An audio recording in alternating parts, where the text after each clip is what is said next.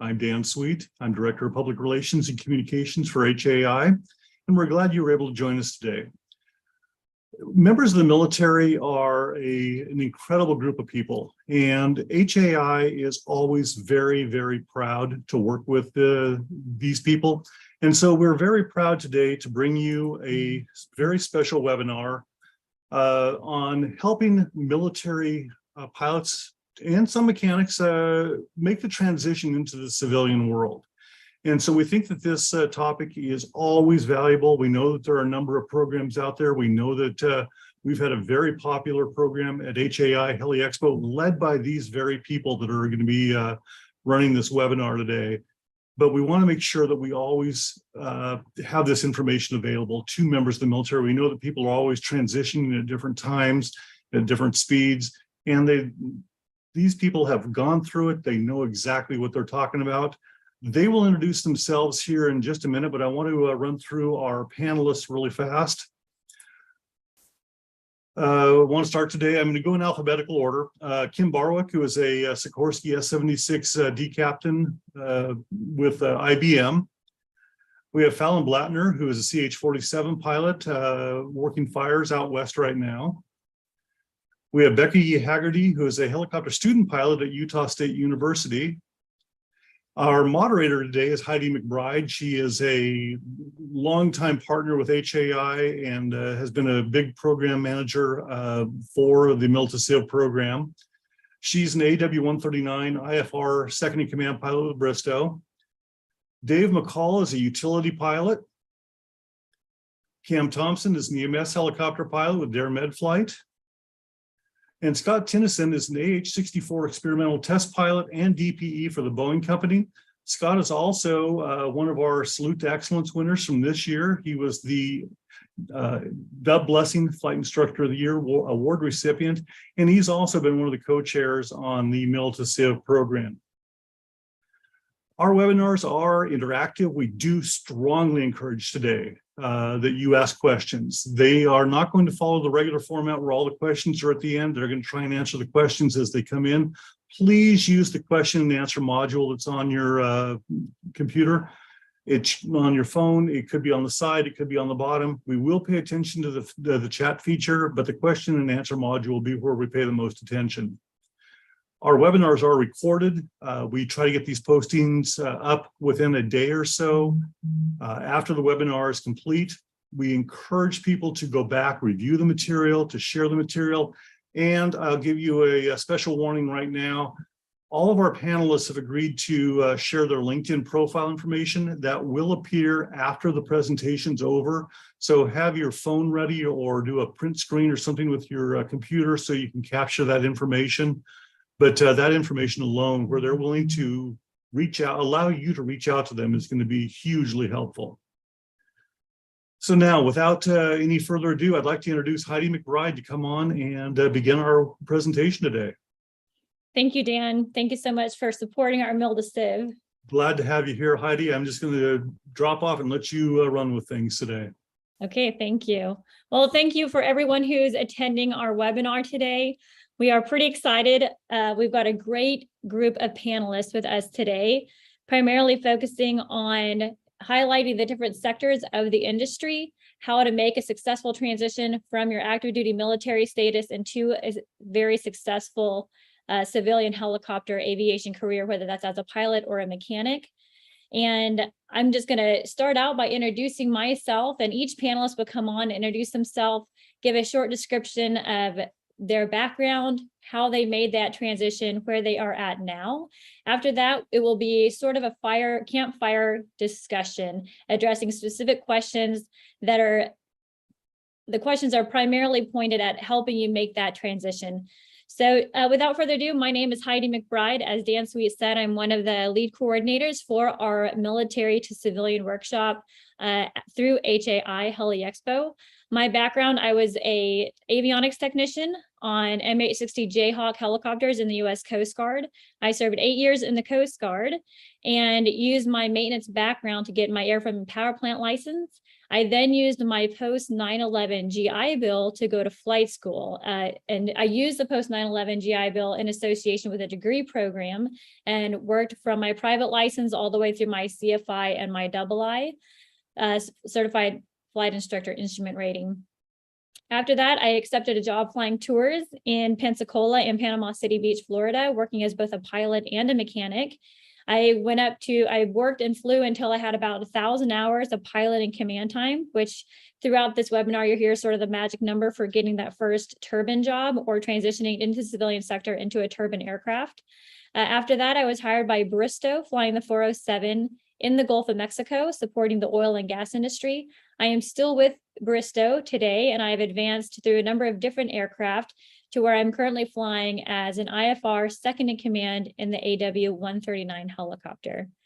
That's my background. I'm going to go ahead and hand it off to Fallon Blantner. She's going to introduce herself and tell you about her transition from the military to the civilian sector. All right, thanks, Heidi. Hi, everybody. My name's Fallon Blattner. I am here to represent the fire industry. I started out flying in the military in the U.S. Army on active duty, was rated as a UH-60 Alpha Lima Mike pilot in the medevac. Once I left the military in about mid-2017, I really didn't have enough flight time to qualify for many of the civilian jobs. So my original plan was to become a CFI and CFII in a traditional civilian flight school. I went ahead and got my PIC sign-offs in the Robinson 22 and 44 and was actively pursuing that goal. But at that time, I got hired by a Part 91 tour operator in South Dakota, Black Hills Aerial Adventures. I was primarily flying the Bell 206, which many of you may have learned on in the military, at least that's what I did, and as well as the R-44, the R-66, and the Bell 47. After my summer in South Dakota, I had the magical 1,000 hours that Heidi alluded to previously, and I accepted a position as a second in command with Columbia Helicopters, which was primarily working overseas back in Afghanistan. I spent the next 3.5 years working in Afghanistan with Columbia Helicopters, originally as an SIC. I upgraded into a PIC command pilot role with them. I also became a 135 flight instructor for them, did my long line training at their expense as well. In early 2001, I decided to make a career change to do firefighting full time. And I moved over to Colson Aviation, who I'm currently with now, where they upgraded me into the CH-47 Chinook. And I'm now a Chinook captain flying on fires, both here in the US and then also in Australia and South America in the winter. Awesome. That's an awesome career, Fallon. And thank you for being a panelist. Moving on to Kim Barwick, if you could tell us a little bit about yourself. And if all my panelists could just go ahead and put their cameras up now, and we'll go ahead and have the gallery format for our attendees to see us all. So Kim Barwick, go ahead and you can tell us about your transition and your progress through the aviation industry. Hi, I'm Kim. I currently work for the IBM Corporate Flight Department, flying the helicopter, and I will soon be flying the Falcon 2000. We fly in a 76D model. My career has followed a pretty traditional civilian route, where I worked as a flight instructor for 4 years out in Hawaii. Then I got a job flying tours in New York City, flying the EC-130 and the Bell 407. I knew I wanted to work in the medium twins, so I got a job flying Part 135 VIP for Associated Aircraft Group in the Northeast, flying anywhere from Boston down to DC with a fleet of Sikorsky S-76s. That then led me to my role at IBM, where I am now. Although my career has been in the civilian environment, as my role as a flight instructor for 4 years in Hawaii, I worked closely with people with, it was a VA funded flight school or VA approved flight school. So I work closely with people that were either transitioning or using their VA benefits for flight training. Great, thank you, Kim. I'm excited that Kim is here, even though she doesn't have a traditional military background. Kim has been very successful in the aviation industry as a whole, starting out going to flight school, working as an instructor, and progressing basically to where she's at now at IBM, which really is the top tier corporate position in the United States. So I'm very proud of Kim, and she's got a lot of great things to share with us as far as how to properly progress and how to network effectively. All right, moving on to Scott Tennyson. Hi, I'm Scott. I started my little aviation dream about 35 years ago at the University of North Dakota. I was an awardee of an ROTC scholarship, and that school, as some of you know, has a pretty robust flight training department for both fixed wing and helicopters. So I started training in both on the Army's dime. Of course, I owed them time, so I did 8 years of active duty, starting out in the AH-1 Cobra and then on to the H-64 Apache, where I did an 8-year commissioned officer stint, obviously platoon leader, followed by some staff positions, and then finally ended as a company commander. When I got out of the military, and this hopefully will be meaningful to some folks out there, I didn't feel like I was marketable. I didn't have a ton of flight time. Back then in the Army, commissioned officers did not fly a whole ton. We were busy at meetings and writing training plans and things of that nature. So compared to a warrant officer with 8 years, my flight time just paled in comparison. So worried that I wouldn't ever be able to get a flying job. Thanks to networking, which we'll talk a lot about today, and I'll certainly be talking about more.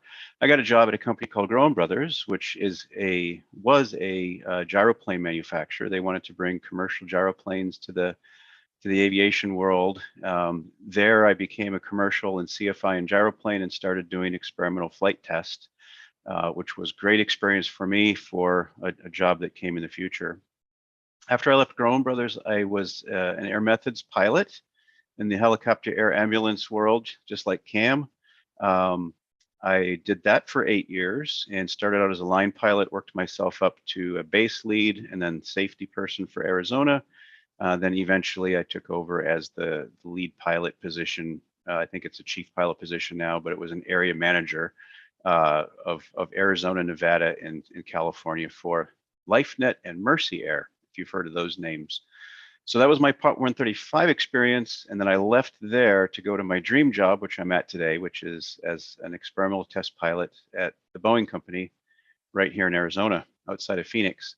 I am lucky enough to fly Apaches and AH-6 Little Birds and Special Ops Mil2Civ aircraft, whole assortment of aircraft. As Dan mentioned in the intro, also an FAA DPE. So I regularly fly 6 to 7 different models of helicopters and 3 to 4 different airplanes for the Boeing company. So I've lived a very blessed and lucky life. 100% of it, I promise you, is due to networking. So we are going to talk about that for sure.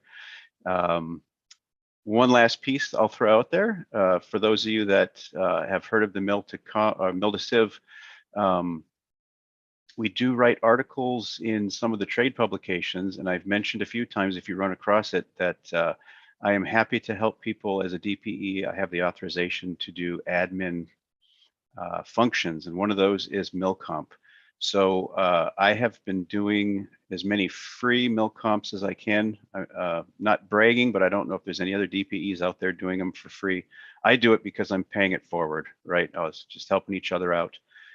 Yesterday, I did a fixed wing commercial, single and multi, and then a initial CFI for another Apache guy, and I've got a Navy guy. We're going to be doing his over the weekend. So reach out to me if you have MilComp on your horizon. One of the good things that came out of COVID, if that even makes sense, is that we can do most things in the FAA remotely now, which means we don't have to be in person. We can do everything over a video similar to this.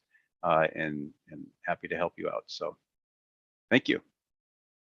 Awesome. Thank you, Scott. And I'm going to specifically ask you some questions during the webinar about what they can start doing now to get their logbooks ready to make that transition, and how to reach out to you personally to make that a successful MilComp experience. So thank you very much. All right, moving on to Cam. He's our recent transitioner. He just came out of the Navy and has now jumped right into an EMS position. So Cam, go ahead. Yeah, thanks, Heidi. My name's Cam Thompson. I did over 10 years in the Navy. Started off in the Bell 206, and then I ended up flying the MH-53 Big Iron. Following that, I transitioned into an instructor role flying the MH-60 Sierra.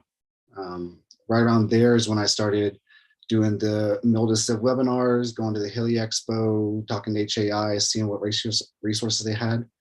And then after that, I did a brief stint in test and evaluation, got out early last month, and was able to accept a position flying air ambulance operations in the H-145. So just like he was talking about, I also did the military competency with the FAA, got my commercial CFII, all that stuff. It's super easy. And yeah, it made the transition very easy for me. So I'm glad to be here. Hope to answer some questions.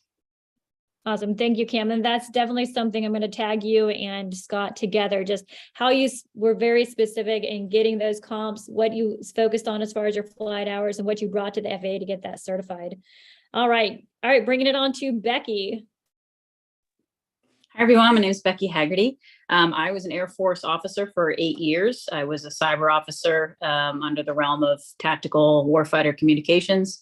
So spent a lot of time in the field leading enlisted guys a lot smarter than me.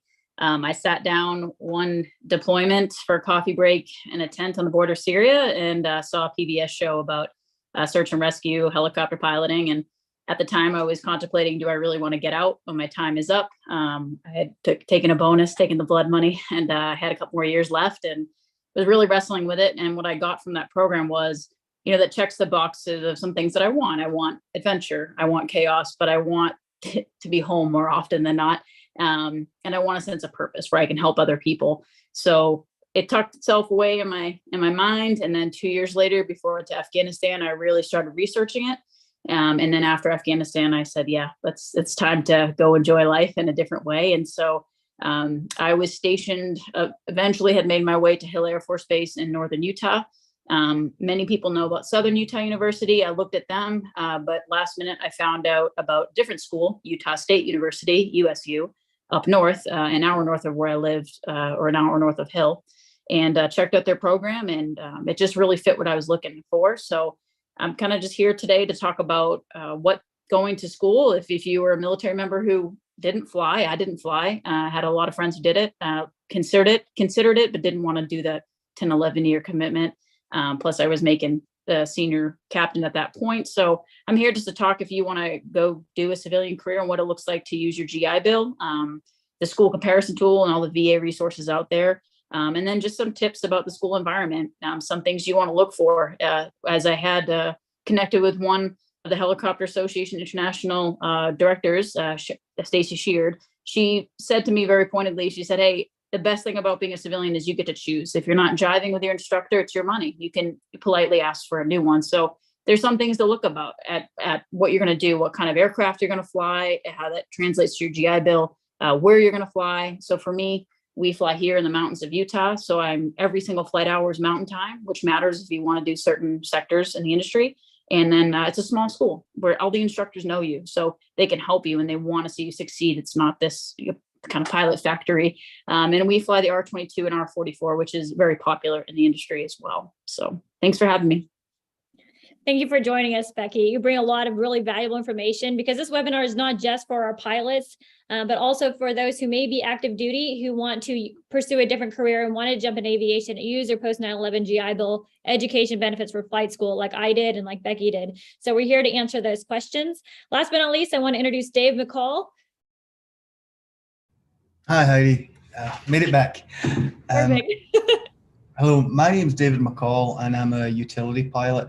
I was served in the British Army. I was a paratrooper for 7 years, and I tried to go to flight school there, but at the time it just didn't work out. So I left the forces and went to Iraq as a contractor to pay for flight school. And I kind of figured with the contracting, 1 year there would cover flight school.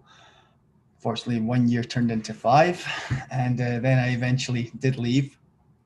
And I went to flight school in Florida. And I went through the traditional path of private up to CFI. After that, I got a job with Chesapeake Bay Helicopters. Actually, let me go back a bit. The instructor I had, he was really into networking. And when I was doing my commercial or my instrument, any cross country I did, we always did it to another flight school in Florida. And he said, you should go in and say hello. Because he told me not to worry about the interview at my flight school, because by the time I'm finished 8 months down the line, they're going to know everything they need to know about me. The flight schools that you're not attending, they don't know you. So we did quite a lot of networking while I was still in flight training. That did pay off. I got a job with Chesapeake Bay Helicopters as a flight instructor, and I showed up there. And the day I showed up was the day they closed their flight school. So instead of being a flight instructor first, I actually flew pipeline patrol in a Schweitzer helicopter. And that was all throughout the Eastern Seaboard, Virginia, West Virginia, Pennsylvania. I transitioned into the MD 500 and the Bell 206 doing power line patrols. And I stayed with that company for a year. After that, I went to a company called Air 2, and they trained me up on long lining and external loads and in the power line environment. And today I work for a utility helicopter company, and we do power line construction, maintenance, inspection, emergency response, and I'm also one of the pilot trainers at this company. Thank you. Thanks, Dave. Well, we've already got a question from Kyla Mills, which actually is one of the questions we have on the webinar, my list of questions. Her question is, can anybody who flew EMS or oil platforms speak to the 7-7 rotation and the 14-14 schedule rotation? So I can address the oil and gas industry. I work a 14-14 rotation. One of the things that I really appreciate about that schedule is you get 14 whole days off. And when you are working a 14-14 rotation, you work a 14-hour duty day. Now, if you have a customer that's extremely busy, yes, that can be a really challenging schedule. But you get 10 hours of duty rest every day. Other customers are not quite as vigorous, I suppose. Like, for example, like one customer I may fly 65 to 70 hours for on a hitch. And then another customer, if I'm on a different customer, I may fly only 35 hours. So it just depends on how busy you are, but you still get the rest that you need, because you do receive 10 hours of rest for each duty day cycle. So Cam, if you want to jump on the question as far as like 7 and 7, and then after him, Scott, if you want to jump on about like, because one of the questions she addressed is specifically going from day shift to night shift and how that might affect with your sleep schedule and your readiness. Yeah, Scott may be able to address more of the long-term effects of that, because I've only been in the industry a very short time. But the biggest draw to that was the 7-day weekends, more or less, with the family, where I get 7 days to focus on the job, and then I get 7 days completely off to focus on home. So that's been big, and it seems to be enough time to recover, to spend the time that I need to, and be ready to transition back and forth. It doesn't feel rushed or anything, but Scott can probably speak to the more long-term of back and forth to nights. Yeah, I agree 100% with what Cam just said. I used to joke with my friends that were also pilots. They'd tell me how they're taking vacation or PTO to go deer hunting or something, and I'd tell them, well, that's good for you. I'm on one of my 26 weeks of paid vacation right now. Don't tell them that you work 7 straight, but a lot of people do anyway in this industry. To the point, I worked every combination of shifts you could think of. And as a person who just generally doesn't sleep well, as I switch around between days and nights, you're going to find 2 typical work duties. So picture an EMS or HAA, it's called now, base. It needs 4 pilots to staff 24/7, and they overlap working the 7 or 14 days. Of course, the day shift and the night shift. There's 2 ways of doing it. 2 of the pilots work 4 days, followed by 3 nights, and the other 2 pilots work 3 days, followed by 4 nights, or all the pilots work 7 days, 1 hitch, 7 nights, the next hitch. So it's either 4-3, 3-4 split, or just straight 7 and 7. I will tell you that as you get older, you probably won't like the 4 and 3, 3 and 4 piece because your whole week off, you lived a normal life. Your first 3 or 4 days of your hitch, you work a normal life.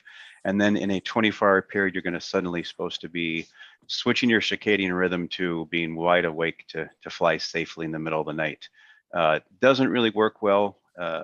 Not to sound like I'm poking at ages, but when I was younger, I could do it standing on my head. Of course, I could do all-nighters, in college partying as well, which now I'm not anywhere close to that. So do look at the schedule. When you go to a base visit, which is one of those things you should do before you accept a job, meet the nurses, meet the medics, the other pilots. If you get a warm and fuzzy from them, feels like family. Ask a bunch of questions. What kind of shift do you guys work? And we do the 7 days followed by 7 nights. And if that sounds like something disgusting to you, ask them, do we have the ability to switch, to the 3 and 4, 4 and 3? And even though this is a little bit off topic, if you go to that base visit and you don't have a warm and fuzzy, you don't feel welcome, follow your gut, find another base and go visit them. No, that's excellent advice. Thanks you, Scott. Definitely base visits are a big deal. So speaking of base visits, one of the questions I have as far as networking and how do you get access to have permission to go to a base visit? If you're not 100% sure you want the job, do you have to apply first? Do you have to speak to the chief pilot?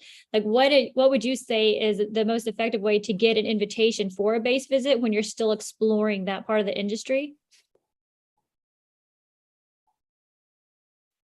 Scott? I had to hit on mute again. Yes, so there's really 3 main ways I've seen it done. In fact, I have a friend who's in the process of doing it now.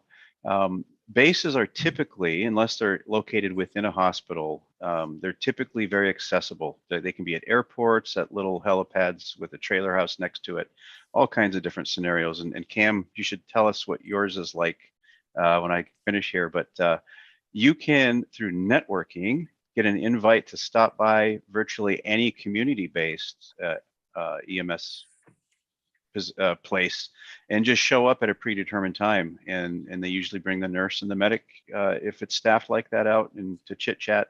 The other way is to go through a more formal route, which would be obviously contacting the company and seeing if you can get official visits. And the third way is through networking through a guy named Cam. There you go. You like that? Good intro.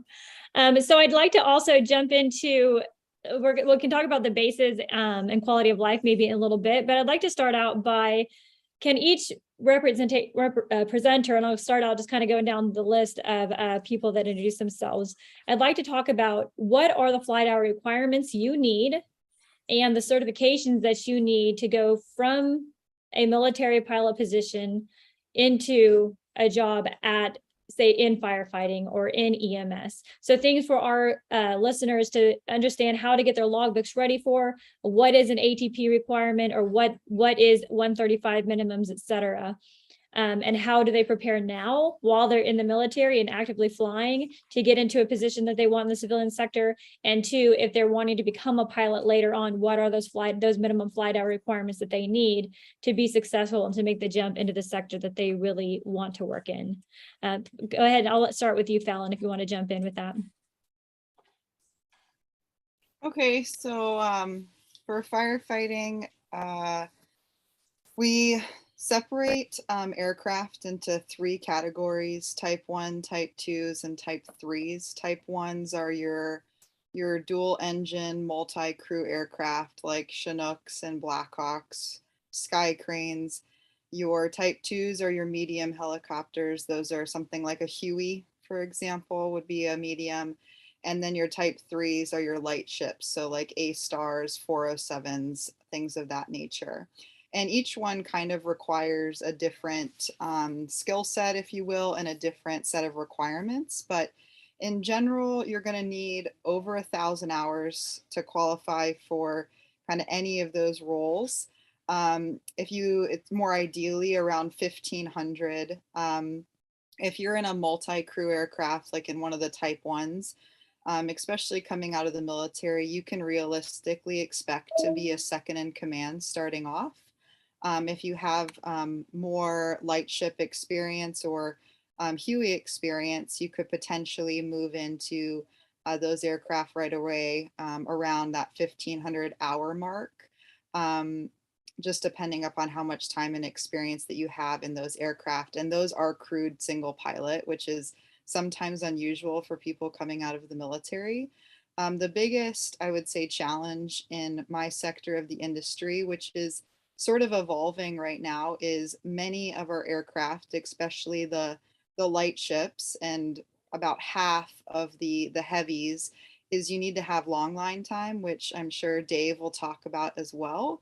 And in the military, you know, I did, being medevac, I did hoist, you know, I did some cargo stuff as well, but long line time, you know, in the civilian world, they really are looking for you controlling the aircraft and the long line simultaneously, not having a crew member be participating in that. There are many ways, there's schools out there, but honestly, most companies out there do have some ability to train you. But again, it's very unlikely that starting off right out of the gate, they're just going to train you immediately right away. I'm not saying it wouldn't happen, but that's why I say oftentimes we see military members starting as SICs, maybe doing a season or two as an SIC, getting some of that long line training. And then generally you have the type rating for the aircraft already, but potentially getting a type rating and starting to work into the captain role. And then the other thing in my industry is that in order to fight fire here in the US, you have to be a DOI or US Forest Service carded. That is something that your company will pay for once you have the long line time experience and you're also rated in the aircraft.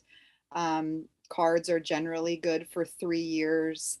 And again, that is something that your company will put you through, but generally you need to do a season at a minimum with the company to sort of show them that you are committed. They get to try you out, you try them out, etc., to make sure that you're a good fit. So that's about all I got for that.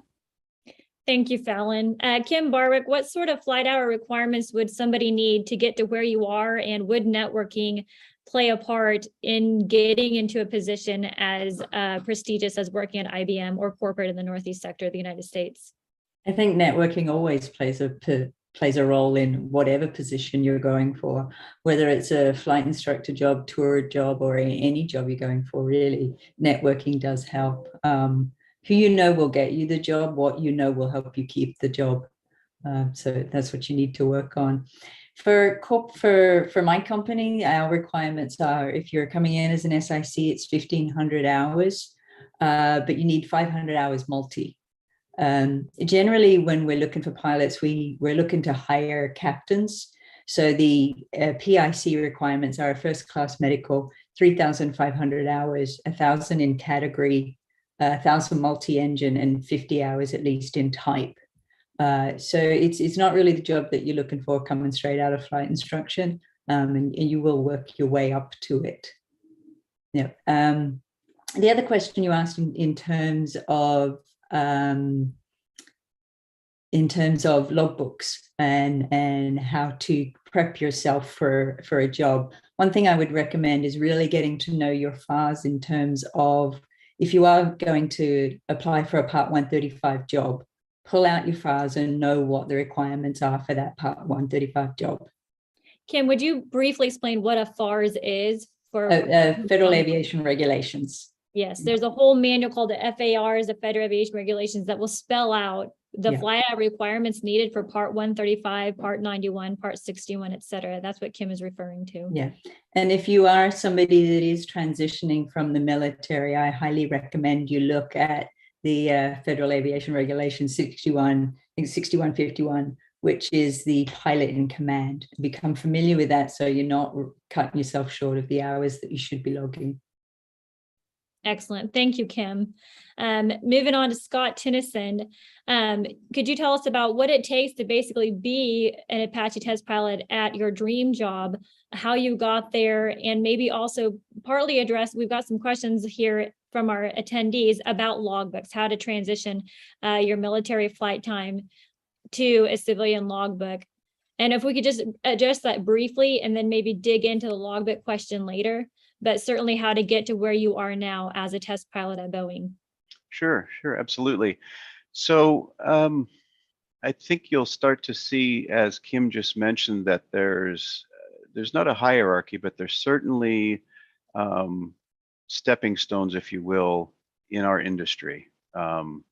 If you listen to each person's background in the beginning, it's very rare for somebody to go to a flight school X, get all their certificates and ratings, and then turn around and they're doing something fabulous in a S-76 or something like that. There's going to be tours in between. There's going to be long line work. There's going to be pipeline patrol. And then eventually you might work for that corporate office, flying some $15 million helicopter instead of a $150,000 helicopter. For the military person, because you're not that person coming out of flight school, if you did a 20, 30-year career as a pilot, like some of my friends at Boeing in flight ops, you are absolutely armed to go virtually anywhere, as any of the panelists on this board could give you experiences to that as well. If you do a very short stint as a military pilot, you might be in that position I was when I got out, where you're looking at minimums really close and going, well, looks like that's out of the question because I don't have 1,500 hours of PIC. Where in the world am I going to get that? We help, by the way, with ideas for that. Short answer is absolutely log your time appropriately. We'll talk about that in depth, like Heidi mentioned. The higher the job goes, the less you have to show flight time. And what I mean by that is, I don't believe an employee at Boeing has ever shown a logbook. Then again, they don't even entertain anybody who's not been a pilot for 20 to 30 years, an accomplished Army IP, MTP, or XP.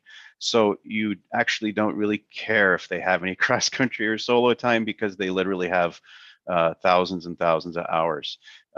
That doesn't mean you shouldn't keep a logbook. I'll touch on that now, Heidi, real quick. Most pilots do not know how to properly log flight time.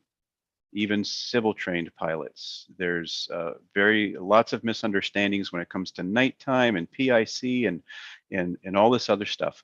Heidi mentioned Stacy earlier, and she's on as a participant here. She wrote an article a long time ago, and I've written my own version for other situations about explaining how you log pilot time appropriately, but most importantly, how you can convert your flight time. I'll give you a really super quick example. I'm kind of a geek about regulations, and so I can tell you the FAA logs time differently than the Army pilot based on service guidance in AR 95-1 versus the NATOPS guidance for Navy people, and everybody logs something different. Even go so far as to say that most flight schools don't log flight time appropriately either. They log it by the hobs because that's what you're paying for, but ask the FAA, you truly don't start logging until you move under your own power for the intent to fly. So we try not to get in the weeds because really no one's doing it right. But the important thing to know is it's your record. And when you sign your name to that page or to that logbook, you put whatever is accurate according to the regulations that you're trying to meet. So if you're an Army Black Hawk or Apache pilot and you have to taxi a quarter of a mile to get to the helipad before you do your hit checks to take off on your flight, that taxi time is PIC if you're manipulating the flight controls. That is loggable flight time in the civil world. So for you to go back and look and say, look, I did 1,000 sorties at Illesheim, Germany, and I know it took me at least 10 minutes from the time we started hovering before I got to the pad, add a 0.2 to every sortie you did. No one can ever question that. If they do, challenge them. Say, well, no, my 759 doesn't match my civil logbook because we log time differently. I'm attesting this is my flight time. And if they're not good with that, well, there's something deeper going on there.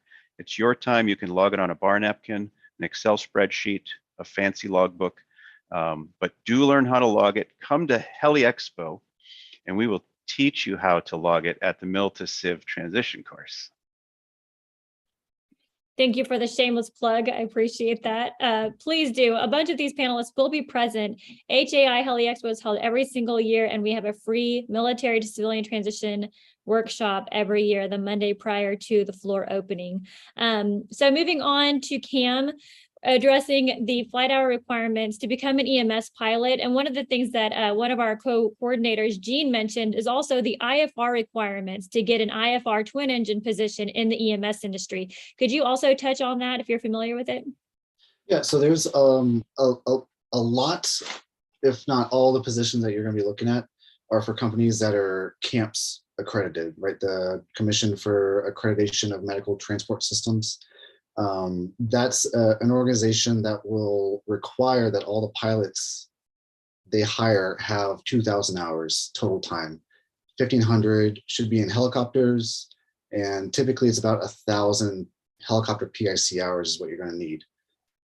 They also require, it may be hit or miss if you get with a VFR or IFR program, but typically they want about 200 hours of instrument time, 50 of which is in actual weather.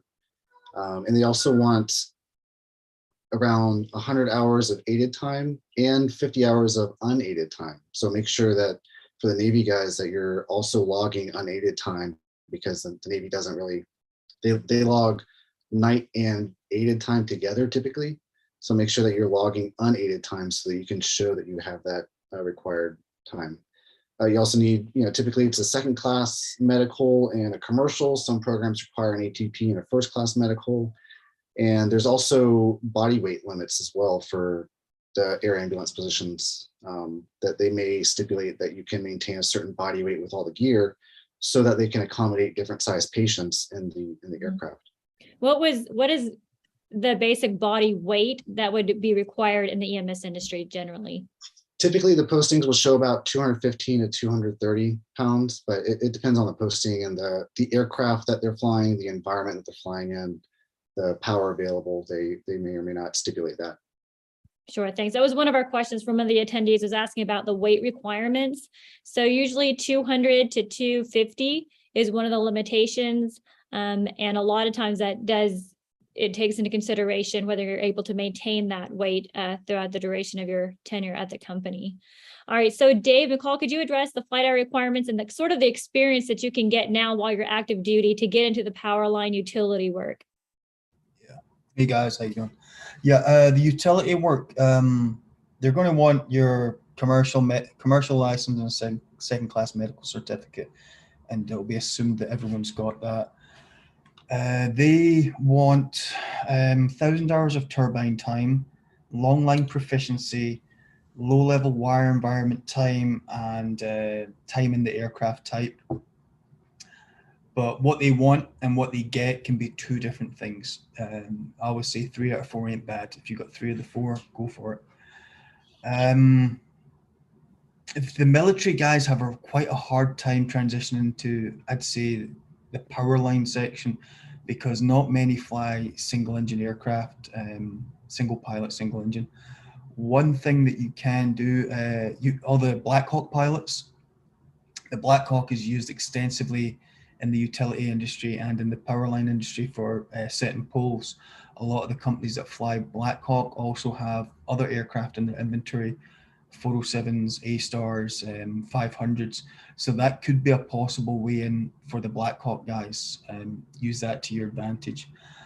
If utility is definitely the way you want to go, you may be looking at taking a stepping stone job or a way into that, and you may be qualified for EMS or offshore.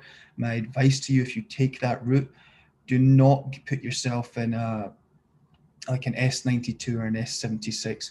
Try and go for the 407 or the A-Star, because those aircraft are used in the utility industry. And you can also read up in Federal Aviation Regulations Part 133. There you go. Thank you. 133 specifically focuses on like long line, and also does that cover human external cargo, Dave? The 133? It does now, yeah. Look up Federal Aviation Regulations 133. There's also an advisory circular which is probably better to, I think it's easier to read, the Advisory Circular 133B. It's Perfect. quite an improvement over the A. Thanks. So one of our other questions from the attendees is, what should I do I'm about to retire. What should I do to start setting myself up for success? My first response to that is begin to network, but how do you begin to network effectively? So I'd like to pull both Fallon and Kim Barwick in. What advice would you give to somebody who's about to retire? They've got quite a bit of flight time and they want to transition to civilian sector as a helicopter pilot. What should they start doing now for that preparation? Fallon? Yeah, I mean, I think it sounds like a shameless plug because we keep bringing it up, but you really need to try to get your butt to Heli Expo. It's in Atlanta this year. Even if you can only spend a day there, it's better than nothing. Attending webinars like this is great. There's also other networking, I guess, conferences or educational conferences that are put on both virtually and in person. Another one is Heli Success. That's where I started. It's run by Lynn Burks from Rotorcraft Pro, and it is virtual this year, but that's where I started out, and met people who told me I needed to go to HAI, and I went to Mil2Civ in 2017, and I met many of these people who are on this call there, and it's shocking that only a couple years later, here I am sitting on a panel, but it's all because of the people that you meet. Actually, at Heli Success was where I first met Kim. And, now Kim and I work really closely together through another professional organization called the Whirly Girls for female aviators and mechanics. And there's lots of, specialized, I guess, conferences and organizations that you can be a part of, but you really just have to get out there and go to them. And if you're an introvert, kind of like me, you just need to kind of get out of your shell. But again, at HAI, they gave a great presentation on, if you are an introvert, how to network as well. So it's really getting out there and going to these conferences and meeting these people that end up not necessarily giving you the job, but introducing you to people who can get you the job.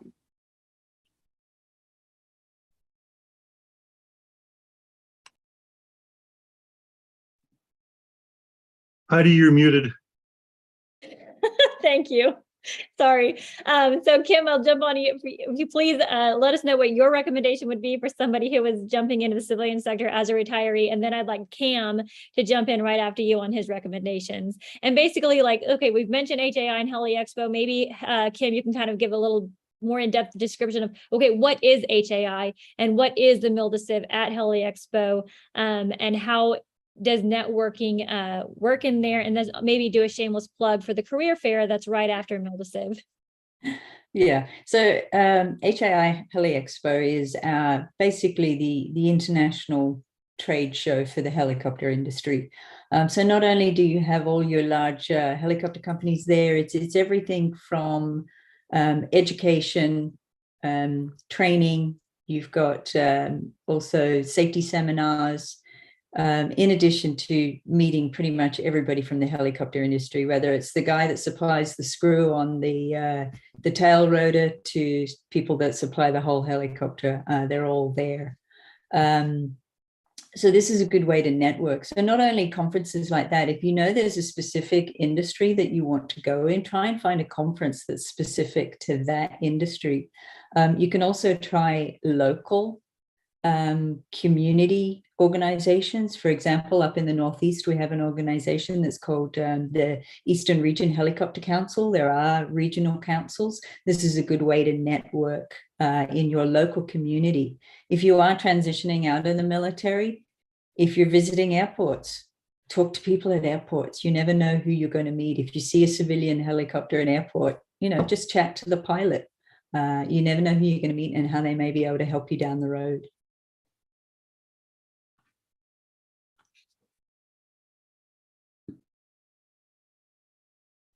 Heidi, you're muted again. Sorry, I'm trying to type answers and then talk to you guys. I apologize. Cam, you want to jump in on this for me?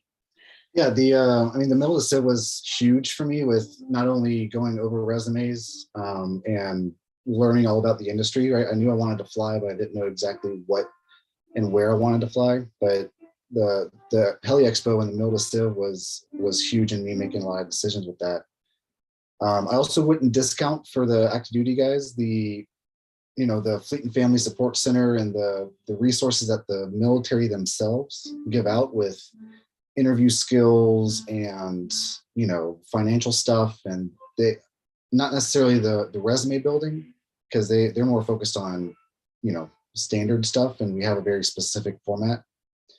But yeah, going through all that stuff. And then as you work through the career fair, that's typically the day after the Mil2Civ seminar, you're meeting recruiters, you're meeting chief pilots, they're looking at your resumes, they're talking about what you're looking for and getting you in touch with other people that are doing what you want to be doing, right? So the biggest thing is find someone who has been where you're at and who is doing what you want to do, and just talk with them, see how they did it, see who they know, who they can contact you with, and ask questions, be receptive, be a blank slate that they can just put so much information into.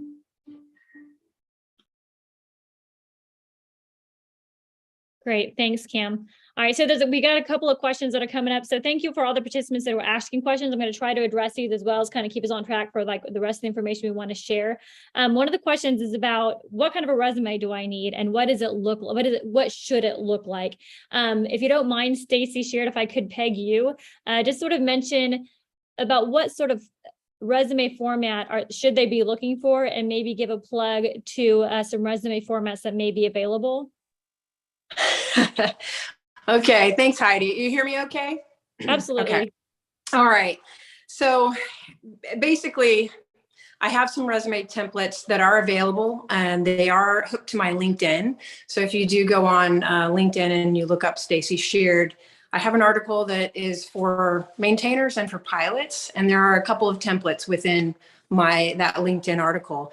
So pretty much the truth is, so first off, a resume is something you absolutely need. But what's primary to that is actually who you network with before you give them your resume. So you can shoot off resumes all day long, but unless you know someone or have a contact at a company, that is what makes the connection. That's what makes all the difference. So that's why everyone keeps plugging, go to Heli Expo, go to Heli Success, go to attend all these things, because there's no replacing the in-person contact. But basically, so the format and the templates are on the LinkedIn, but the format is, it should be in one page. Your aviation resume should be on one page. And that actually is the same for fixed wing as well. So one page in length, and your flight hours and experience are the main thing people are looking for. So those belong at the top next to your name and your email and your phone number. A resume should be very clean, easy to look at, easy to read. And there is a format that can help you with that. And I know that if you work on your resume and you send it to any of the people that you see in this webinar right now, you send it to any of them and they will help you critique it, send it to them. It takes about 3 or 4 times, kind of a back and forth iteration with someone that's trying to help you get your resume nailed down and fine-tuned. But what you want is a one-page, really clean-looking resume, because employers only spend about 6 seconds, if that, looking at resumes. So don't worry about an objective or a summary or things like that. If you're applying to a pilot or a mechanic or any position, you're applying to it, they know what you want. So you don't have to worry about the objective, and you don't have to tell them about what you did for the last 20 years at the top, because you're going to list that in all of the job descriptions. So it's really great to have a good punchy a job title, and then a brief job description for each job title. So a couple of the other things is make sure you have the dates on there. You want month and year. So if you do skip some time and eventually in an interview, someone wants to talk about that, then they can. But you very much want to read the job advertisement. If you don't read the job advertisement, then you're not even using any of the terminology that they're asking for. So you want to make sure all of your military acronyms are cleaned up and spelled out. Just spell the words. and try not to speak in as many acronyms, and read the job advertisement and use the terminology in the job ad and put that in your resume. After a while, when you read enough job advertisements, you can kind of have all of that stuff wrapped up in your job descriptions and your job titles and things like that. So if it's all included, then you're even going to hit the computerized resume hunters that are looking for all the keywords. And definitely no need to put keywords, a keyword list at the bottom, because they'll all be in your job descriptions once we get it all cleaned up for you. So delete the decimals in your flight hours. I think that's probably wise. You don't have to be that exact. And then also don't round up your flight hours. If you're at 11:57 and you're putting 1200 or 800 or anything's rounded up to the hundreds or 450 or anything like that, try to get it as accurate as possible. If it's 457, put that. You don't want any questions as to how much time you actually have, and rounding it up actually kind of looks a little bit lazy too. And especially when someone's kind of looking for accuracy, and if you're really actually close to their minimums, they may look at you before you actually get to their minimum requirement. And then if, of course, for the military, if you fly an aircraft, you want to put something in, if you're an age 60 pilot in command, you definitely want to spell out,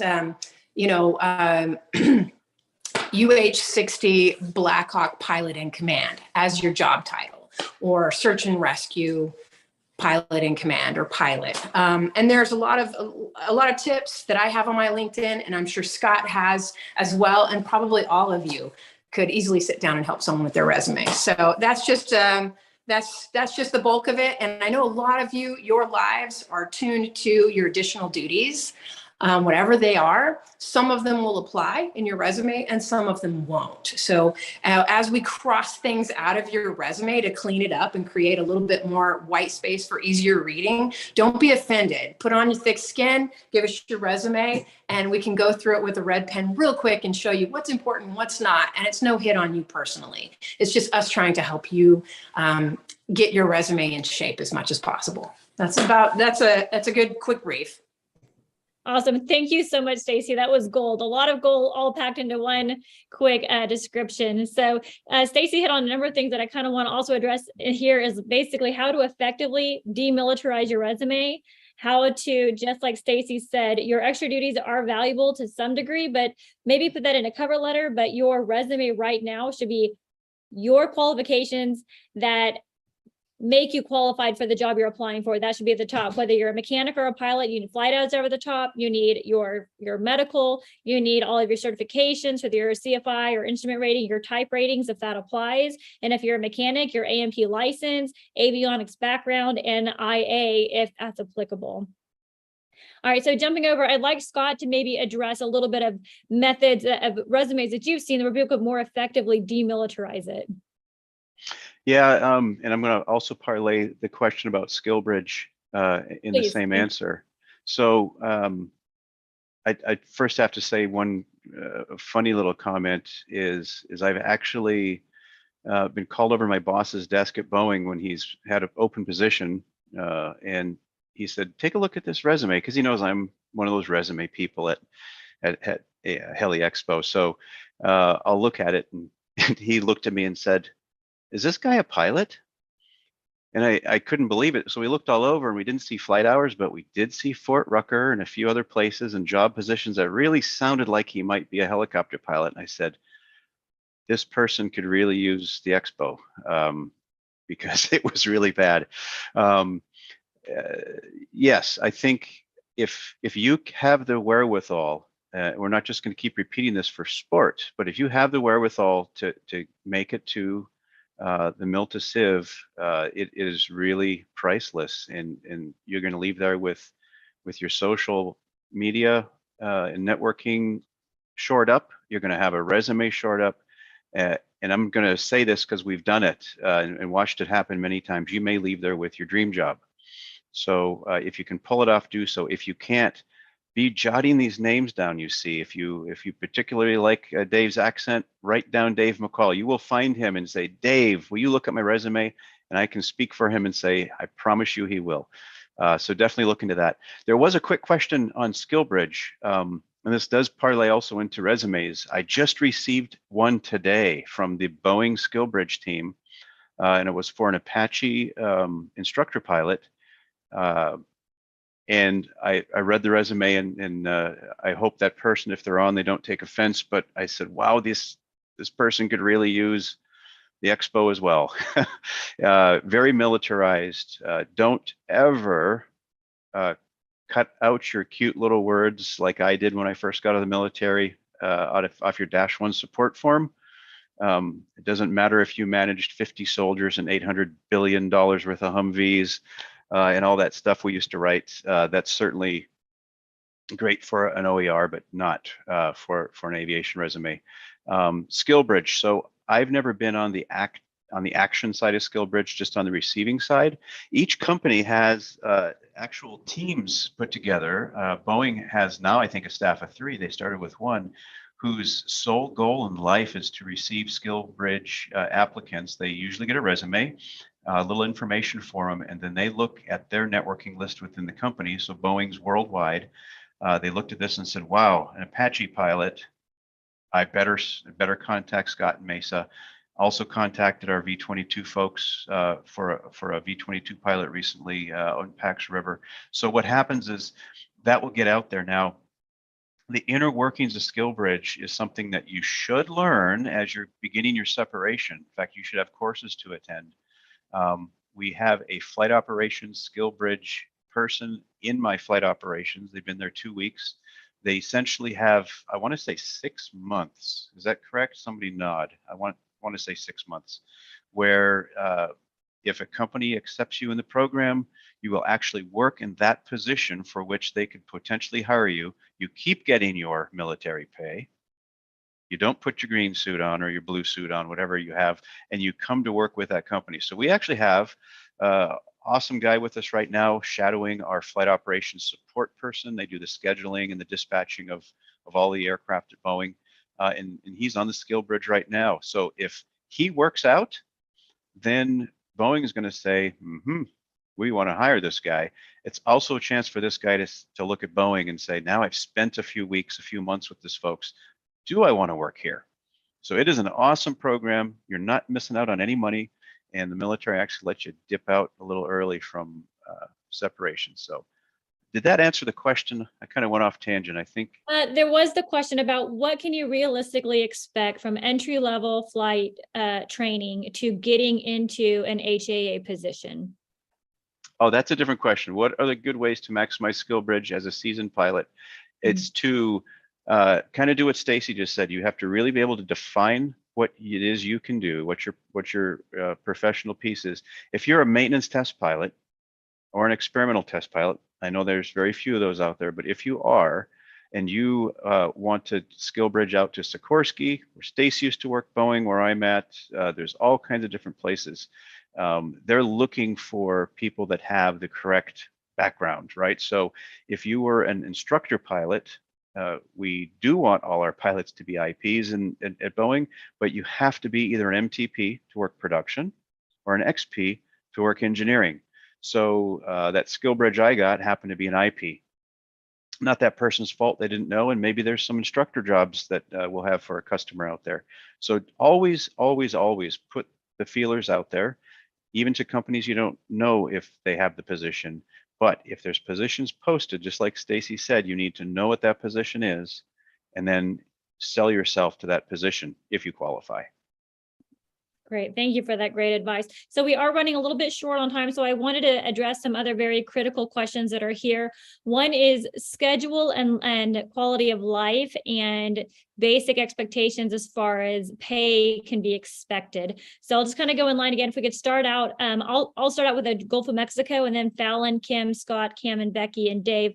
If you guys kind of address like what you can expect. And Becky, this does apply because what are you doing to support yourself financially while you're going to flight school as a non-pilot going to flight school using your GI Bill benefits?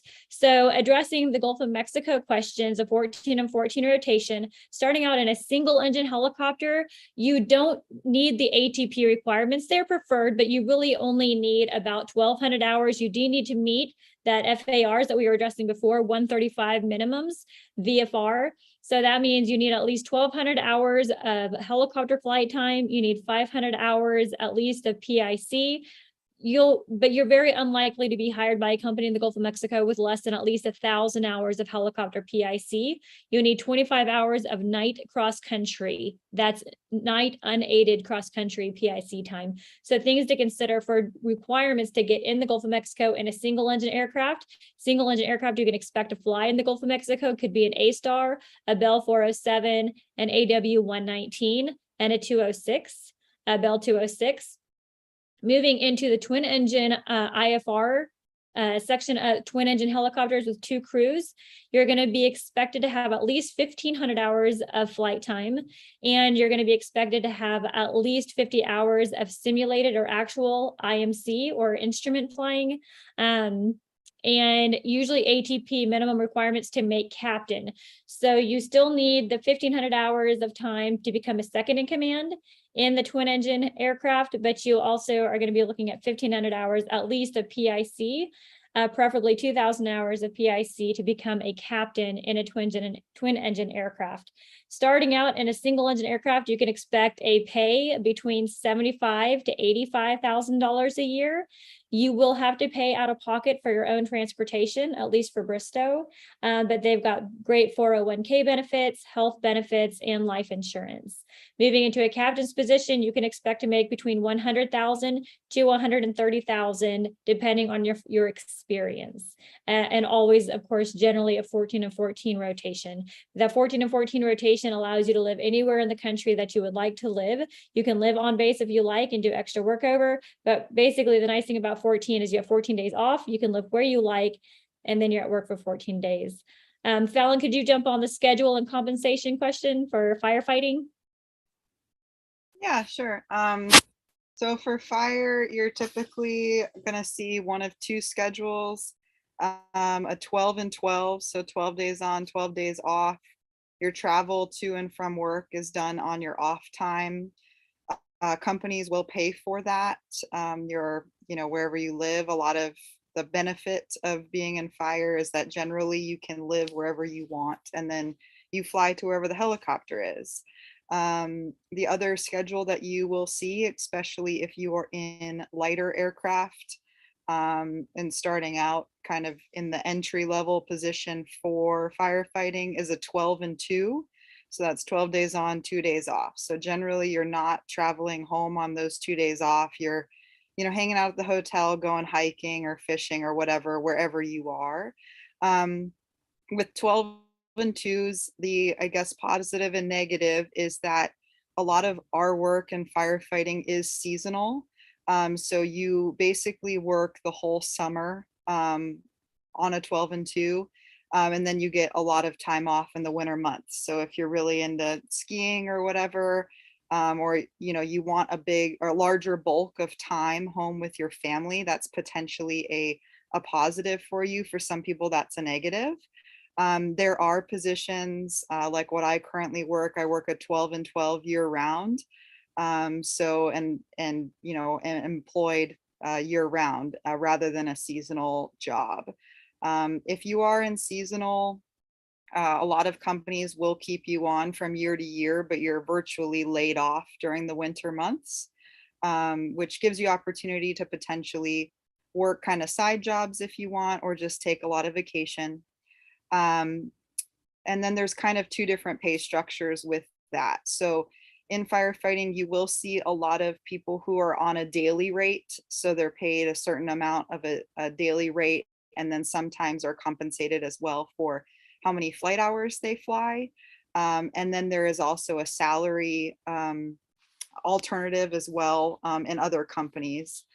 So it kind of varies. I would say probably on the low end if you're flying light ships on that 12-2 schedule, getting paid a daily rate. You can expect to make around, I would say, about 75,000 a year, probably on the max end. And then as you move into, or if you want to move into heavier aircraft, or if you end up working year round on a more salary type structure, the top end is probably around 175,000 a year. Thank you, Fallon. Scott, can you tell us a little bit about your schedule and a basic general compensation expectation for somebody with your qualifications at the time that you got hired at Boeing? Sure. Before I do that, I'm going to answer Leonard's question real quick from a while ago. I really don't see them lowering the hours, Leonard, because Part 135, as we've discussed, has real specific requirements. So I think I see them upping the pay to try to keep from losing pilots to the airlines. But that is, you hit on something big right now in the industry. So just like with Kim's work and a few others that we've already talked about, because it isn't entry level, as you can expect, the compensation package is significantly more. At any given time, and I can speak for Boeing, and I have friends at other OEMs, but you'll typically won't start anywhere below 100,000, and it's quite easily go to 200,000 plus as an XP. The companies are obviously hiring people really in a second career. I'm not a second career person at Boeing, but nearly every one of my peers are already retired W4s and W5s and lieutenant colonels in some case. I happen to get out earlier. So it's pretty nice for them because they're making really good money. Plus they have a retirement already and the free health care and all that stuff. Boy, did I mess up. Anyway, yes, you can expect to have a very challenging interview process. Not that you are going to be asked questions you can't answer, but the requirements are usually going to be pretty stringent on your experience. Obviously, a seasoned maintenance test pilot is going to be well known out there for a production job. All it takes, and this is why we talk about this in networking as well, you just need to burn a couple bridges with a few folks that are friends with somebody who works at the company of your dream. And I promise you, you won't ever get hired there if the word is this guy is a turd or this gal's no fun to work with. So be mindful of the people you interact with always. That's a life lesson for all of us anyway, but it's really poignant here because this is a small industry, although there's thousands of us. This is small. And if you only have a couple degrees of separation from Kevin Bacon, I can promise you have about 2 degrees of separation from anybody on this panel. So there you go.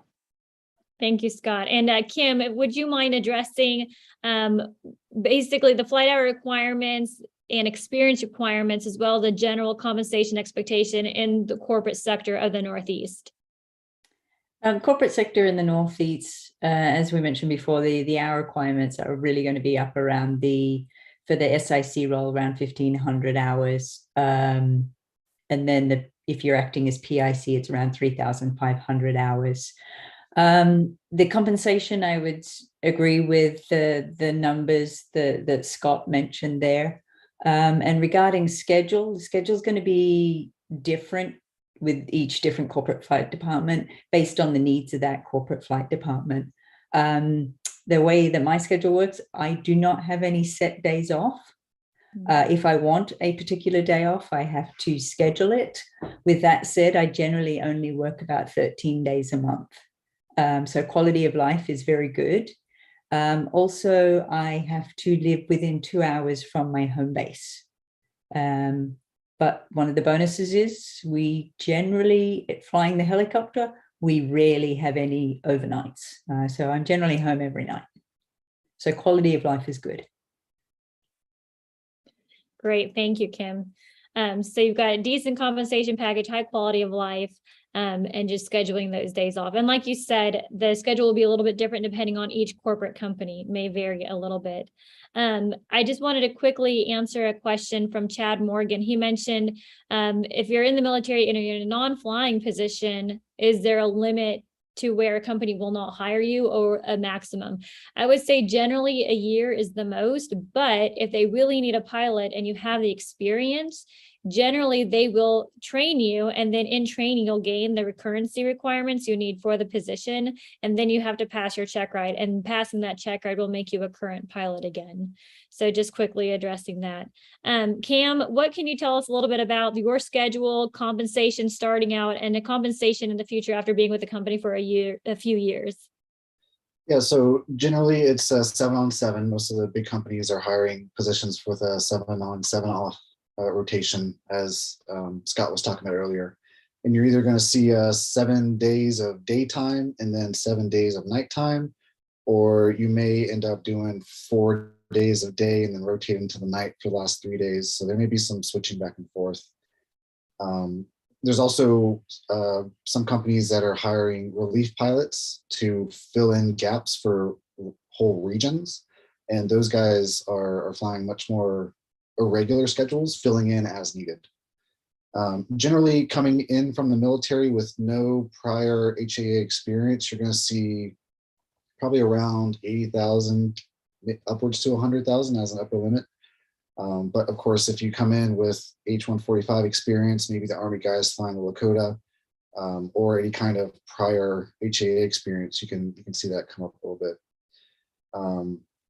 Companies will also offer bonuses and stipends based on whether you're a single pilot IFR, whether you're applying for a position in a base that's more remote, right? They may offer a hardship bonus, they may offer relocation assistance, or any kind of other stipends and different bonuses and incentives to keep you on board. Awesome. Thank you, Cam. And Becky, jumping to you, you're in a unique position where you're currently going to flight school using your GI Bill. Are you having to work on the side in order to support yourself, or are you able to make enough money with the GI Bill, or were you able to save enough to focus just on flying where you're at now? So I'm a unique one. Most of my classmates are veterans, so I'll kind of speak from that average experience. I'm unique. Kind of like I said at the beginning, I took the blood money, so I had quite a bit of savings. I'm also single, so I don't have all the other pulls of my income. So if I wanted to, I could live off my savings just fine. I personally didn't want to, just, as things pop up, whether it's vet bills for my pets or a rock in the windshield and a deductible, that started to sting a little bit. So I did get a part-time job, but most of my peers in my class, they do have part-time jobs.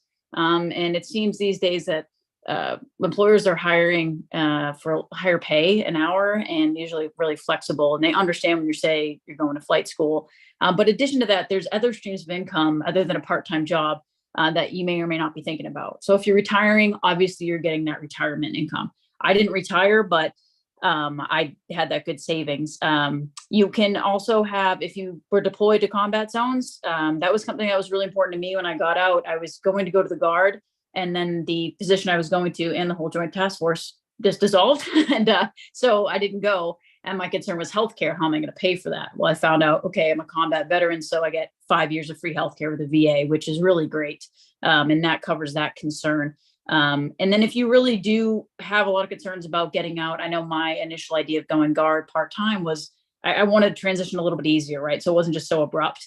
Thankfully, it wasn't as abrupt as I thought, even though I didn't have the Guard, but I do have a lot of classmates who still do part-time Guard and Reserve, and the school works with you on that.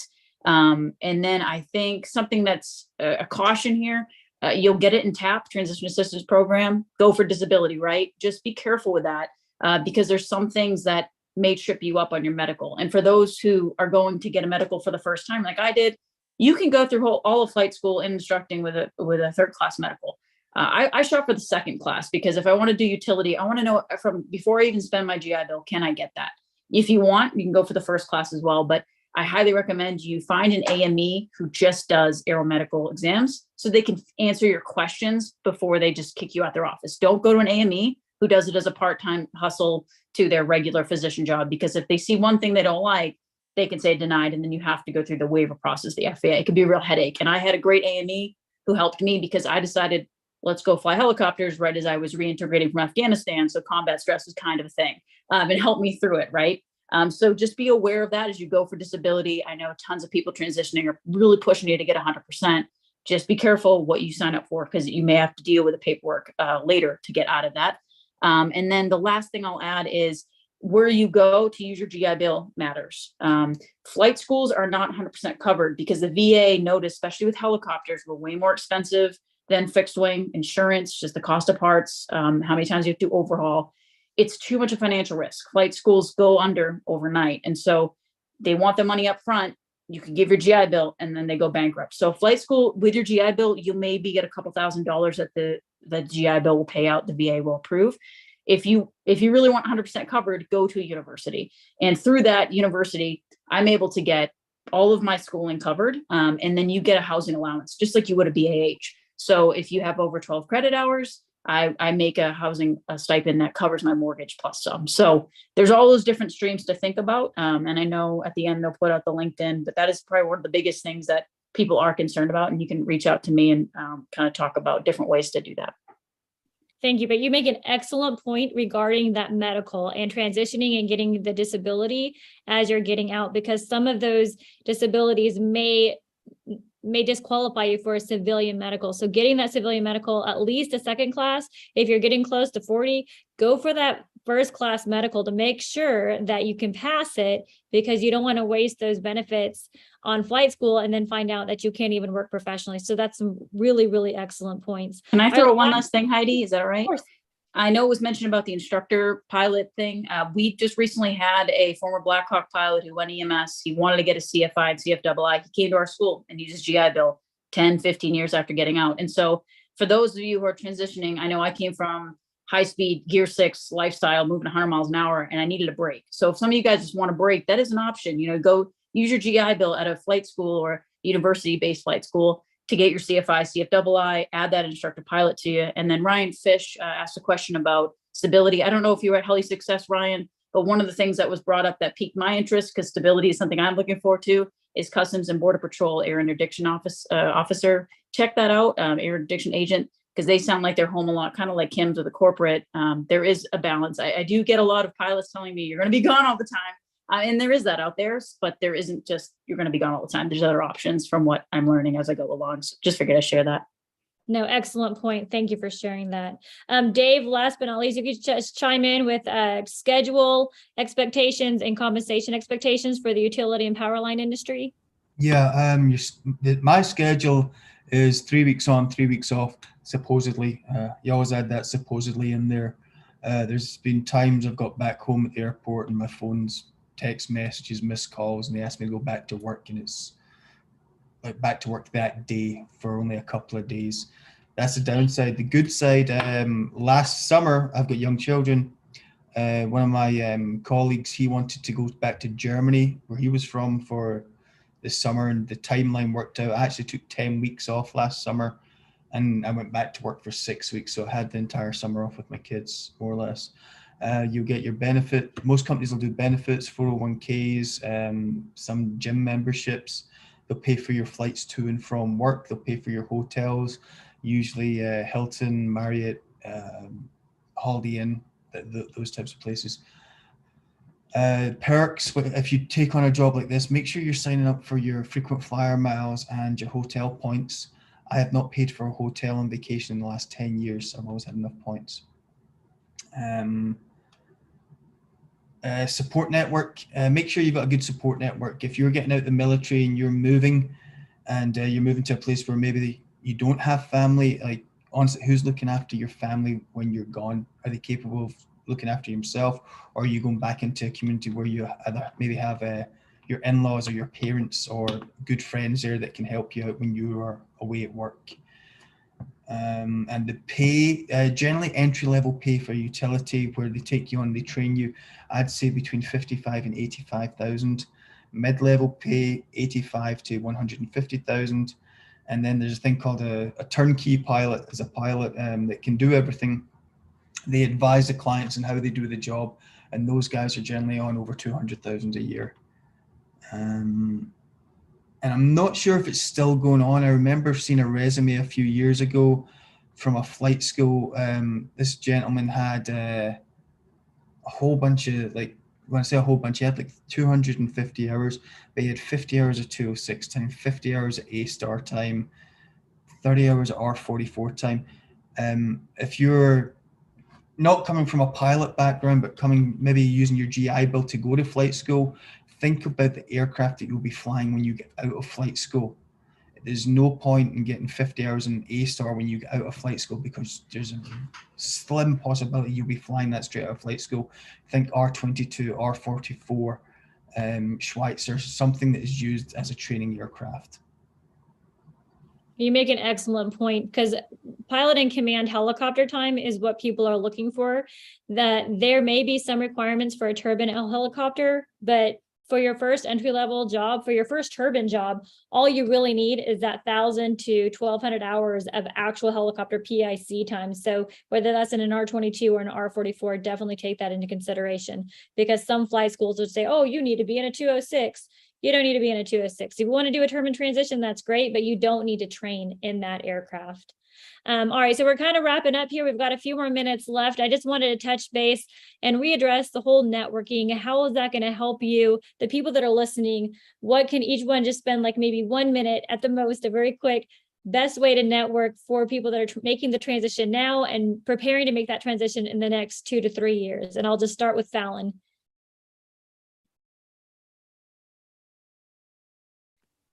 Is Fallon here?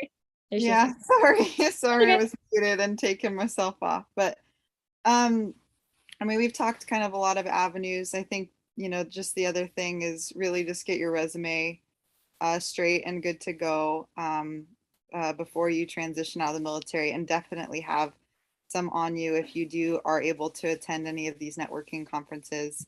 Feel free to reach out to any of us on here and use tools like LinkedIn to find companies that you're interested in and do some research on them, because you are able to find and network. I would say try to build a relationship with those people or those companies that you want to go work at. Don't just start like, here's your resume, please hire me. There's an art to communication, which you probably have learned in the military, and it still applies in the civilian world as well. So and just have a positive outlook. Don't close any doors. I couldn't have possibly imagined being a 60 pilot in the military, and now I'm flying Chinooks. That's sort of an uncommon thing for many military folks. So don't just discount yourself because you don't really know what you're going to end up flying. There's things that you might want to and things you might not want to, but just keep all the doors open until you're ready to accept that job. Great advice. Thank you, Fallon. Kim, what are your recommendations? Be sincere with your networking. Also, if you can, have a nice, simple business card. One that probably doesn't have your address on it. If you know you're going to be moving quite a lot, just keep it simple, your phone number, your email, and your name. And also just take the opportunity wherever you can to network. Doesn't matter where you are. It doesn't have to be at a conference. It could be anywhere. Use that opportunity. You could be in a line with somebody and maybe see something that says that identifies them as a pilot. And when you do connect with somebody, follow up. 6 months down the line, 12 months down the line, just occasionally check in. And that's how relationships are built, just by checking in and going back and keeping in touch. Thank you, Kim. What would you recommend, Scott? Number one, get involved. I don't care if you join the Whirly Girls. I'm a Whirly Girl. Believe it or not, you can be a male and be a Whirly Girl. I support them. I do check rides at tons of flight schools, encounter female pilots all the time. And guess what? If they're not a Whirly Girl, if they want to pass their check, no, just kidding. I tell them about it. Some of them know all about it and already members. Others go, what? I once helped a flight instructor up in Prescott. She was putting in for I think it was a Whirly Girl scholarship or a Women in Aviation scholarship. She said, would you help me write this? And I said, absolutely, need a letter of recommendation. She was a great instructor. And as she looked at the form, I kept telling her, you need to get involved. And she didn't know how to get involved. And she said, I can't fill out this form because I don't do anything but go to work and go home. And I said, perfect, now get involved. Join HAI, and this is not a plug because this is supported by HAI. Join HAI. It is the largest helicopter professional organization on the planet Earth. Most people are here because they already know about it. Join the Whirly Girls, join Women in Aviation. I don't care if you join the Civil Air Patrol. Get out there, know people. You could join the Civil Air Patrol this weekend, go to a pancake breakfast, and next thing you know, you could be flying a DC-3 because the guy that flipped your flapjacks thought you were cool and happens to fly the DC-3 for the Confederate Air Force. This is networking. If I had an hour by myself to tell networking stories, I promise it would be riveting. They're not about me, they're about everybody else. So get involved. Thank you. Thank you. Thank you, Scott. Cam, can you tell us a little bit about the networking that you've done and encountered that's kind of helped sweep you into where you are today? Yeah, so my big thing was starting early, even if you have 2 years, 3 years before your separation, meet people, and when they have an opening, they'll keep you in mind, right? Just because you're still a far way out doesn't mean you shouldn't be going to Heli Expo, to NHA, to these, events to meet people and recruiters. And then the second thing is find someone who's doing what you want to do and link up with them on LinkedIn, reach out to them, ask them a ton of questions, ask them for advice, right? Figure out how they did it and what advice they have to get into the position that you want to get. Awesome. Thank you. Becky? I'll keep it quick. So ultimately, if you're looking for schools, call the school. I don't know what everybody's culture was like in the military. Mine was a raging A-type, and everybody was kind of in your face competitive. You don't have to do that. It's your money. In the civilian world, I have yet to encounter anybody like that, except on some Facebook groups. Now, that's another one I'd suggest, Helicopter Pilot Network. Some of them out there, you can just request to join and pick people's brains. Know that you're going to get a lot of charades sometimes in the comments, but you'll make connections that are really good that way. Echo the Women of Aviation Whirly Girls. Those are also scholarship opportunities if your GI Bill won't cover it all. But also in calling schools, you can do kind of like Cam said, there has not been yet one place that I'm like, oh, there's helicopters, I'm going to go talk to the pilots, that they've turned me away. My brother happened to live near Cranberry Bogs in Massachusetts, where I'm from. And I saw the guys spraying one day and realized they were 30 seconds around the corner. So I drove down and was like, hey, I'm a helicopter student. And the guys were all so cool and showed their bells off to me and everything like that. So don't be afraid to talk to people. That's the biggest thing I'm noticing. A lot of my buddies in the program are shy or they're afraid, but I haven't yet to meet a person who doesn't like talking about themselves. So please go talk to them. They love it. Great point. All right, Dave.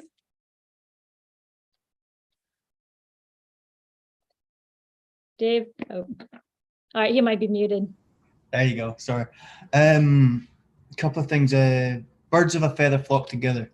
Don't get into that trap at Heli Expo. Get out and meet other people. Meet some of the civilian students, students that are going through flight school. Ask people what job they want to do. What's their dream job? That's something I always ask them. What's your dream job and how do you want to get there?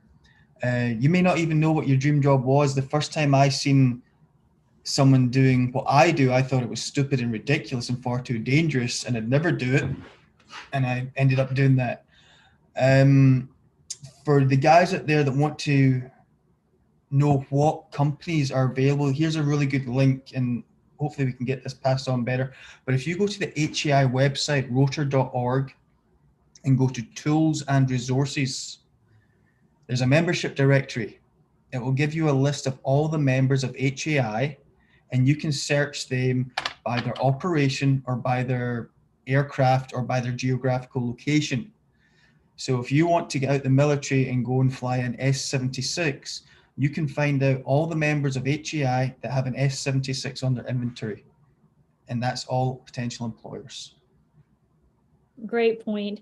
Thank you, Dave. And I'll just kind of pull in all the inputs together and give my little 2 cents worth about networking. I want to second what Kim said. Just be genuine.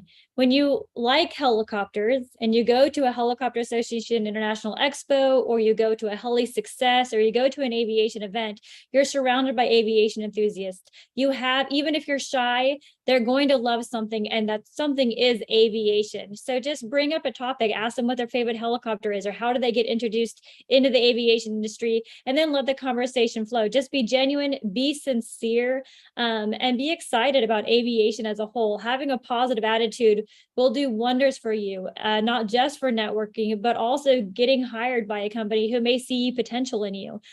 So keep that in mind. You don't have to be a type A personality in the civilian sector to be successful. At least I work in the oil and gas industry, and the majority of my captains are civilian trained pilots. They're low key, they're very nice, sometimes very soft spoken people, and they're very safe, very professional, excellent pilots, and they create a really positive and easy to work environment. So you don't also have to take all the training you've been given. What you've done in the military is very powerful, it's very good, and it's very transferable.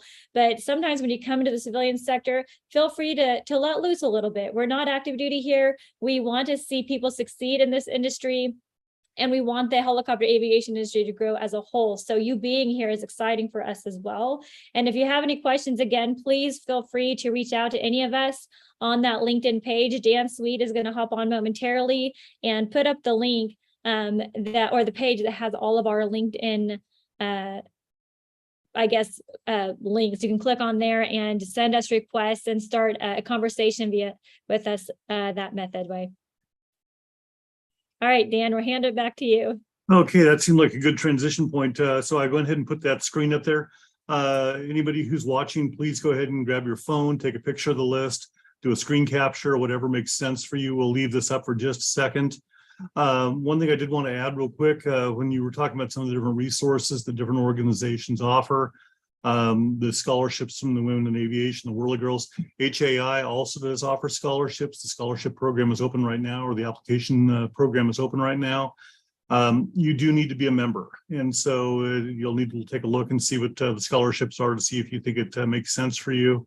But as it's been pointed out, HAI is a very much a member-based organization. We want to support pilots who are making transitions. We want to support the military.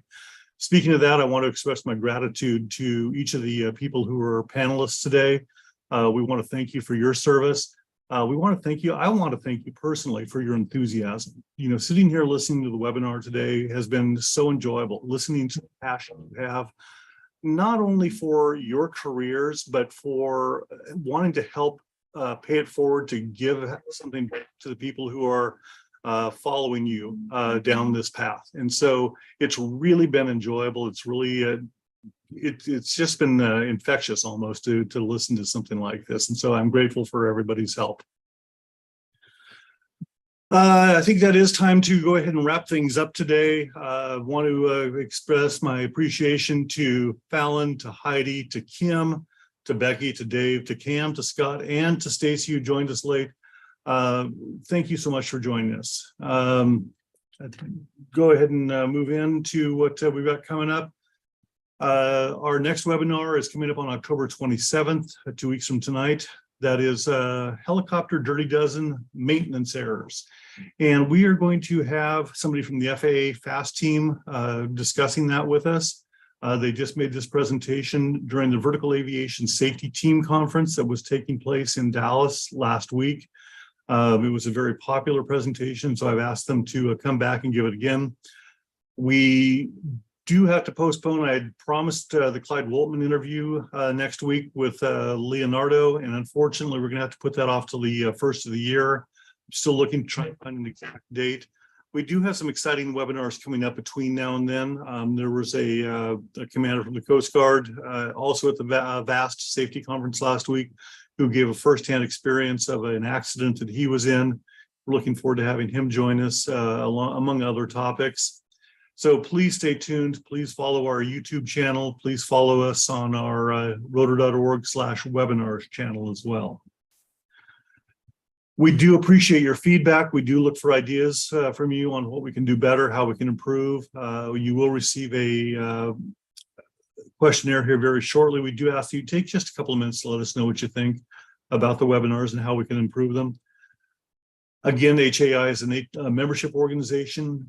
We want to know what we can do to help you. Are there pain points you have? Is there things that we could do better? Or are there things that we're not doing at all? Maybe you actually want to compliment us on some of the things we've been doing. Best way to do that is use the email address president@rotor.org. Send Jim Viola, our president, your challenges, your comments, your ideas. We always listen. Jim always pays attention to every email that does come in. One thing we like to do is share news about the helicopter industry. We love the industry as much as you do. There's a lot of news out there about this, and we can make it very easy to get the information to you. We have a couple different sources. For the most part, they're free. We have a printed magazine, an award-winning printed magazine, Rotor, that comes out quarterly. The only cost on that is if you live outside the United States, there is a nominal charge for postage. But if you're inside the US and you either want the digital edition or the print edition, it's free. If you're outside the US and you want the digital edition, we'll get you signed up for that as well. Each day, we also produce Rotor Daily. That's each business day. And we try to find the 8 to 10 to 15 to 20 top stories involving the rotorcraft industry, put them in one place so you don't have to go out and search for them. I used to sit and enjoy reading Rotor Daily during my morning coffee break when I was at my last job. And I enjoy reading it every much today, now that I'm even involved in producing it. All you have to do to subscribe to either one of those publications is go to rotor.org/subscribe. And it's just a quick and easy way to do things. That does wrap it up for us today. We appreciate that you took time out of your schedule to join us for this webinar. For those military members who are making the transition, we sincerely wish you the best of luck. Please let us know how you can help. Jim Viola has said if you have trouble finding somebody who will network with you, reach out to him at that president@rotor.org email address, and he will help find somebody who can talk with you as well. Until next week, or until 2 weeks from now, we ask that you fly safe, you be safe, and we'll see you again very, very soon.